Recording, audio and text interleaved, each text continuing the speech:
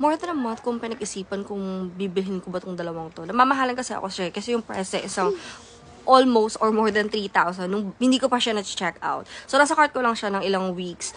This is a hair dryer and then hair straightener. Kaya naman ako nagbalak bumili nito is kasi yung buhok ko, as you can see sa video, tikwas-tikwas siya. So, lagi nangyari to sa buhok ko every time nagpapagupit ako. Sabi ko, sige na nga, bibili na nga ako. Magantay lang ako ng sign. So, yung sign lang na inaantay ko is syempre, bumaba yung price niya and mag-ilang months to pay siya without interest. Kaso kasi nung mga naunang weeks, mura naman na siya. Kaso nga lang, 1 month to pay lang siya. Parang nabibigatan ako. Parang ayoko siyang bayaran ng after a month lang. Sabi ko, sana mag 6 months man lang.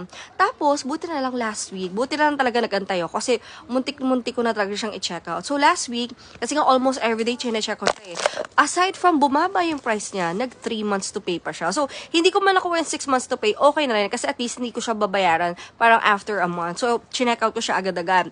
Tapos, after a few days, dumating na siya. Sobrang excited ako kasi excited na humatry kung magiging straight na ba yung hair ko after using this. Kasi, ang una ko talagang balak bilhin is hair dryer. Kasi nung nagpagupit ako, yun yung ginamit nila. Para yung magkaroon ng volume and then pasok yung parang ano ng buhok ko. Pero kasi naisip ko, baka kaya din naman ng hair straightener. Pero sabi ko, sige na, dalawa nga nang biling ko. Tapos ayun nga, takto. Yung mga gusto kong mangyari, bago ko siya bilhin, nangyari naman siya. So, I guess it's really a sign. So, sa ngayon, ang nagamit ko pa lang is yung hair straightener. Hindi ko pa nabubuksan yung hair dryer. Kasi tinatamad pa ako. Medyo pagod pa ako mag-unbox.